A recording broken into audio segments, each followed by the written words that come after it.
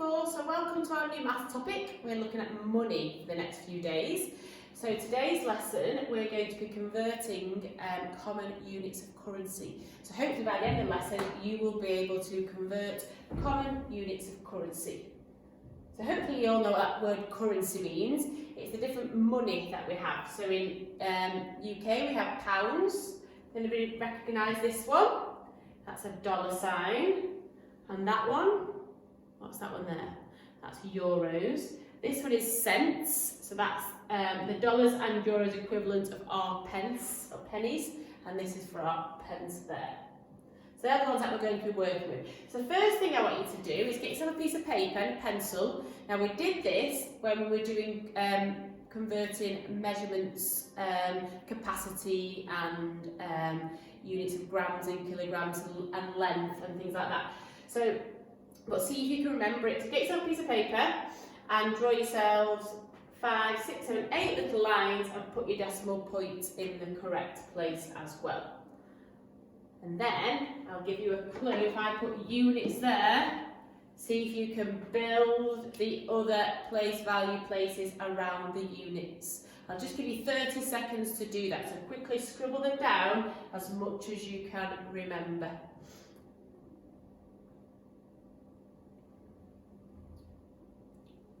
Think really carefully. Now we're not going up to millions, just stop at the 5th line there.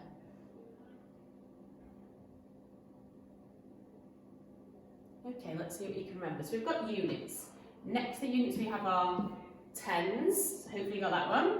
And then we have our hundreds. And then we have thousands. Anybody manage this one here? What's the next one there? That's the tens of thousands.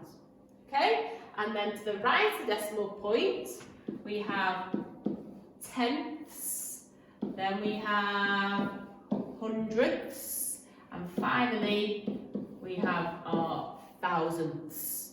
Okay, so hopefully most of you will have got that correct.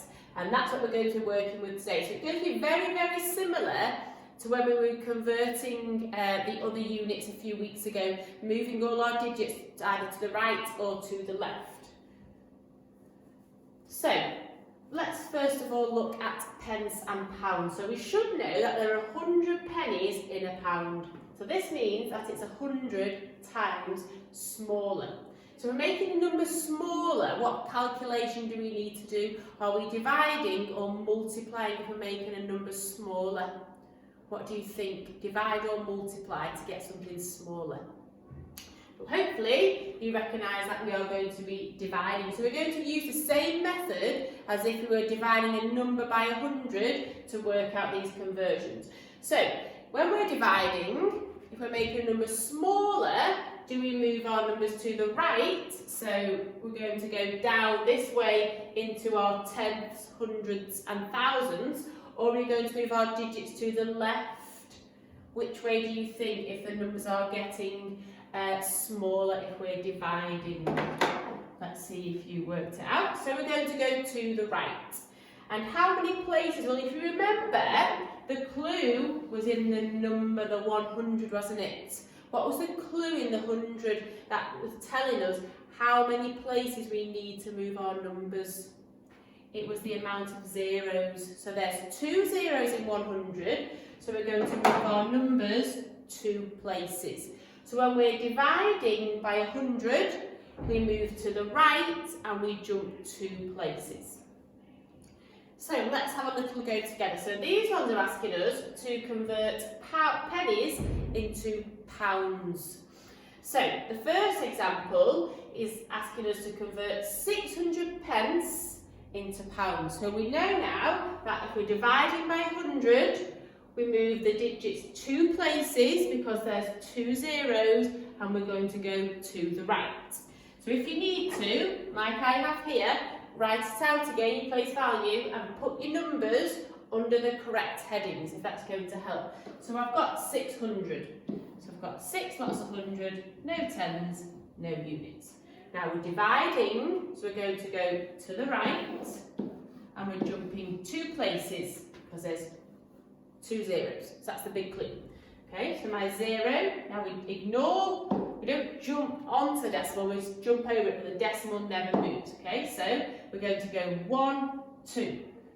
So that 0 jumped 2 places. This 0, 1, 2 into my tenths, and my 6 will jump 1, 2 places into my units.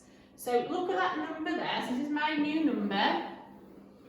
How many pounds is that? So I've gone from having 600 pence to how many pounds? What would my answer be? Okay, hopefully you've been shouting at me 6. We don't need those zeros. Okay, you can still write it. Wouldn't be wrong because we haven't got no tens and no pennies. Okay, so you can write it like that, or you can just write the 6. Okay, so I've got 6 pounds. So the next example, this time, so still dividing because we're still going from pence into pounds. This time I've got 775 pence. So I've written them under the right heading, okay? We know we're still dividing by 100 and we're still moving 2 places to the right because again, there's 2 zeros in that 100. So my 5 jumps over the decimal 1, 2 places. My first 7 here goes 1, 2 places into the tenths. And my 7 here goes 1, 2 places into my units. Now what is missing, because this is my new number, alarm bell should be ringing now. See if you can shout at me, what is missing from my number?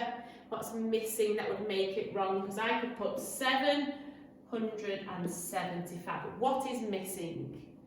Hopefully you've spotted it's the decimal point that's missing. So I'll pop that in the middle. So 775 pence becomes £7.75. Okay, so that's the dividing. Now if we look at the opposite, so this time we're going from pounds into pence. So all we've got to do is the opposite. Everything stays the same, we're just going to move in the opposite direction because this time it's 100 times bigger. So if a number is getting bigger, what calculation are we going to be doing if it's getting bigger? So think carefully. Before we made it smaller, so we did some division. So this time we're making it bigger. So what do we need to do? Hopefully you would have been shouting multiply. We're still multiplying by 100. Okay. This time the question asks us, which way do we move the digits? So if we're multiplying, when we divided we went to the right. Now we're multiplying, so which way are we going to move the digits? To the left. How many places? Well, we're still, although we're multiplying, it's still by 100. So I've still got 2 zeros, so I'm still going to move all the numbers 2 places. So let's do a couple of examples for this one. So we're converting from pounds this time into pence. So I've still got my place value written out there. So again, write that down if that helps you. Write it down. This time I'm starting with 4. So we know that's a unit. There's nothing else there, so it goes in my units column. And we're multiplying it by 100. So multiply by 100 and move all the digits 2 places to the left. And we know it's 2 places because there are 2 zeros. So my 4 jumps 2 places, 1, 2. Now, that's a bit of a problem, haven't I? Because at the minute I've got 4 and my new number is 4. But if you look what column it's in my hundreds. So I can't just write 4 as my answer. I've got to fill the spaces in. Now what number doesn't change the value of my 4, but just makes my answer correct? It would be zeros. Okay, so now I've got 400, my new number. So £4 is 400 pence. Now you probably would have known that. You would have known that in £1 there's 100 pennies. So if we times that by 4 for £4, then we get 400 pence. Okay, let's do one last little example. So the next one's asking me to convert £9.52 into pence. So think about where your decimal is, £9.52. £9.52. So I'm going to my left 2 places. So start with my 9, 1, 2. Then I'll jump my 5, 1, 2. And my 2, 1, 2. So I've got a new number here, 952. So £9.52 is equal to 952 pence. Okay, now it's not only pence that are working with it. Remember the second slide with all the different symbols on? It wasn't just pound, it was also looking at euros and dollars. So, it says in most of Europe, 100 cents is equal to €1. So, there we would be dividing by 100. So we move 2 places to the right.